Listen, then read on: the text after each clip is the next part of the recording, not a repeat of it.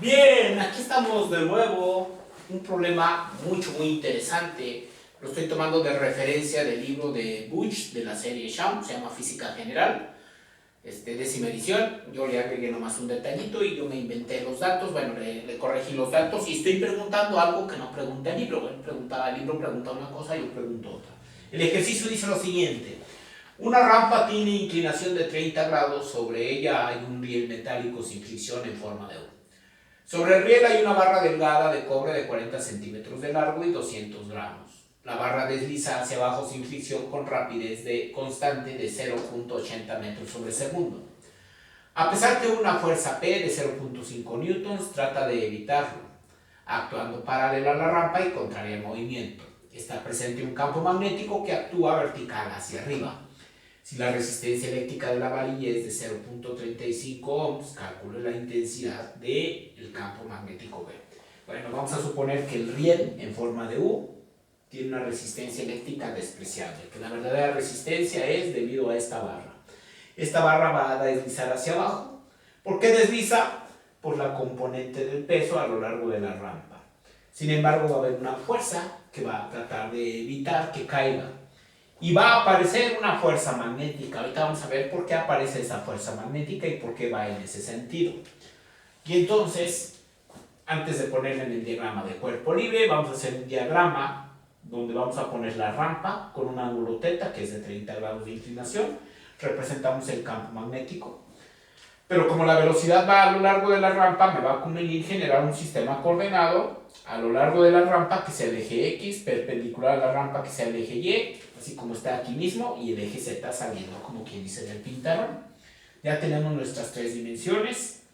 El campo magnético B es totalmente vertical y por lo tanto no es totalmente perpendicular a la velocidad. Entonces lo que tenemos que hacer es generar las dos componentes del campo en mi sistema coordenado para ver cuál de ellas es la que va a generar, junto con la velocidad, una FEM de movimiento. Entonces, si el campo magnético va vertical, aquí está el dibujo de la vertical, tenemos que descomponerlo en una componente a lo largo del plano y otra que sea perpendicular para que se genere el triángulo rectángulo. Aquí está el ángulo de 90 grados.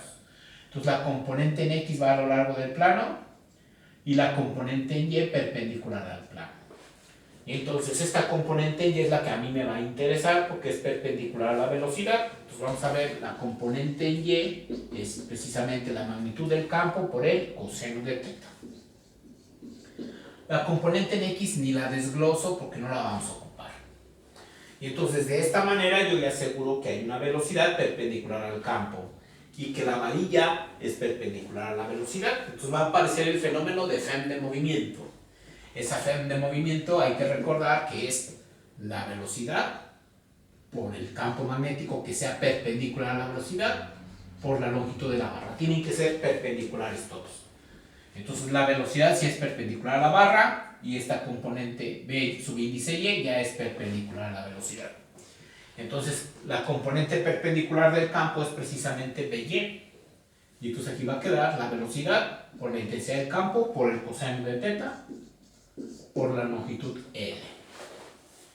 Y entonces cuando aparece esta FEM de movimiento a lo largo de la barra, va a hacer que la corriente empiece a fluir por el riel. Hay que ver en qué sentido es, porque luego ya cuando pasa una corriente, surge otro fenómeno, que es la corriente que pasa a lo largo de un alambre, genera una fuerza magnética cuando hay un campo magnético presente. Nuevamente tiene que ser el campo magnético perpendicular al alambre para generar una fuerza. Bueno, en este caso podemos hacer lo siguiente. Tenemos que analizar que la velocidad va hacia abajo. Entonces me ubico de este lado. La velocidad va en la rampa hacia abajo. La componente BY del campo no va vertical, pero va inclinada perpendicular. Y entonces al hacer el giro con mis dedos apuntando en la dirección del campo, el pulgar apunta hacia adentro totalmente horizontal. Eso implica que hay una acumulación de cargas positivas en la terminal de este lado y aquí está la terminal positiva. Y aquí tendría que ser la terminal negativa. Una vez que identifico las terminales, la corriente tiene que salir de la terminal positiva a lo largo del circuito Entonces va a ir en este sentido, este es el sentido de la corriente. ¿De acuerdo? Se cierra el circuito precisamente con la varilla, que es la que tiene una resistencia eléctrica. Y entonces, esta corriente que pasa a lo largo del alambre va a generar una fuerza. Y esa fuerza es una fuerza magnética que está aquí indicada. ¿Por qué va a ir hacia arriba? Regla de la mano derecha. La corriente va hacia adentro. El campo va perpendicular a la rampa, la componente que me va a interesar. Y entonces la fuerza del pulgar, la dirección del pulgar va alineada con la rampa. Entonces aquí está hacia arriba la fuerza magnética. Y si la represento acá en el diagrama bidimensional, esta es la fuerza magnética. Y esa fuerza magnética, ¿cómo se calcula? Pues recuerden que dijimos que es Bill. Y B es la componente perpendicular a la longitud. Y entonces, yo podría decir que toda la fuerza es a lo largo, entonces no utilizaría esto, pero a mí me interesa la fuerza magnética que va precisamente en la dirección de la rampa. Y entonces por eso tomaría la componente perpendicular a la rampa de este campo.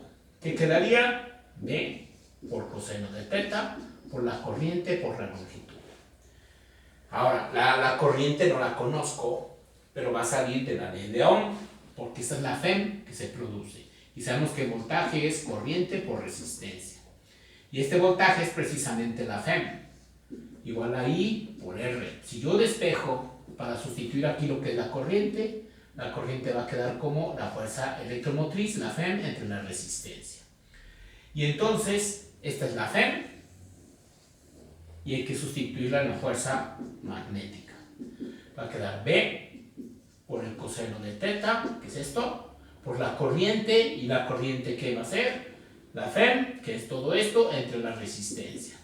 Y esto es la FEM, velocidad por B por coseno de teta, por la longitud. ¿De acuerdo? Ya está mi fuerza magnética, que es la intensidad del campo magnético por coseno de teta, por la corriente o la longitud otra vez.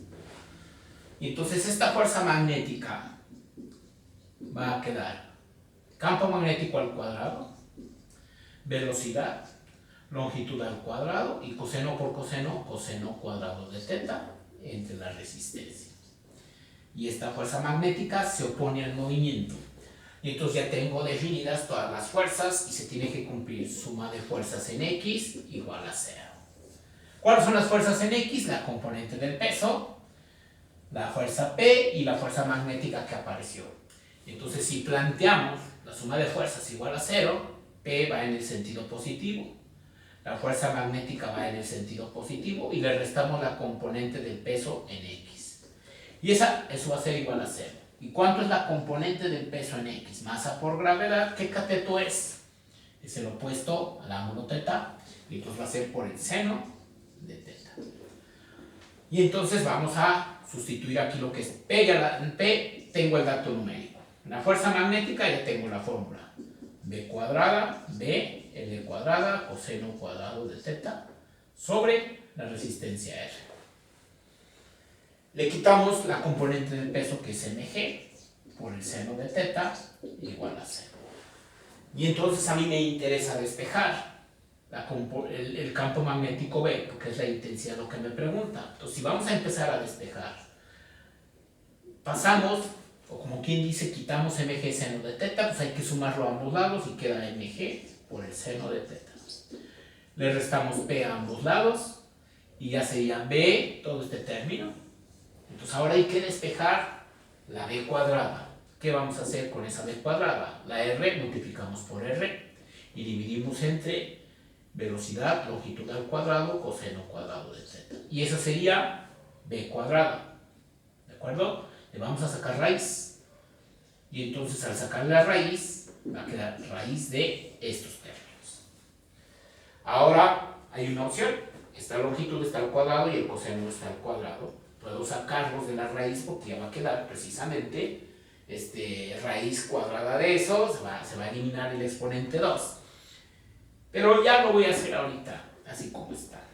Vamos a sustituir datos numéricos, ya para que nos dé el resultado. Porque es un problema largo y a lo mejor no alcanza a aparecer esto en el monitor, en la pantalla. Entonces, Aquí está la fórmula. Vamos a sustituir una raíz cuadrada.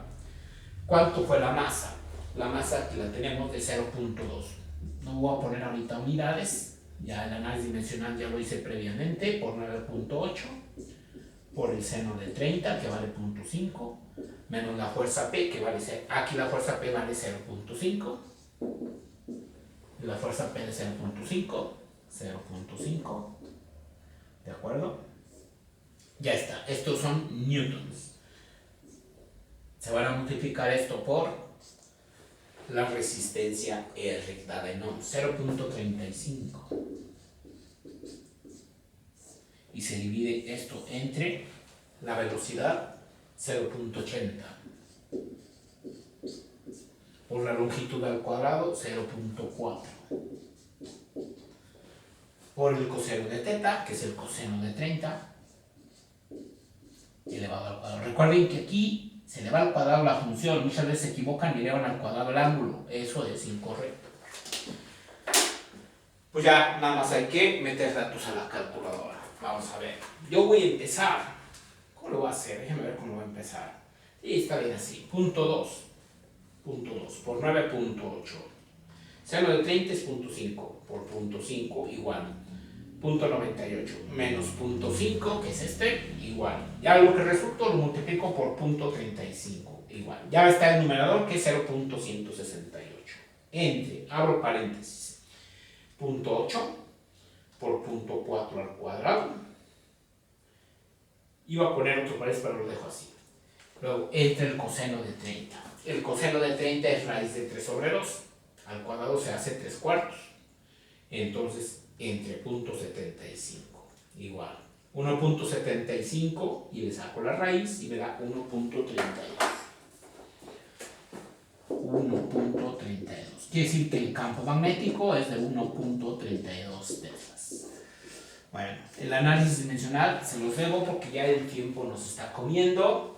Pueden hacerlo de tarea ustedes para ver que es precisamente teslas lo que resulta, o sea, newton sobre ampere metro. Otra opción es que poco a poco vayan calculando cada dato, van sustituyendo la corriente, les va a dar amperes, el voltaje en volts, pero trabajan un poquito más. De esta manera hacen una sola operación cuando trabajan algebraicamente. A mucha gente le cuesta trabajo. Nos vemos. El problema estaba muy interesante, eso sí, porque estamos usando conceptos de todos los temas, de muchos temas.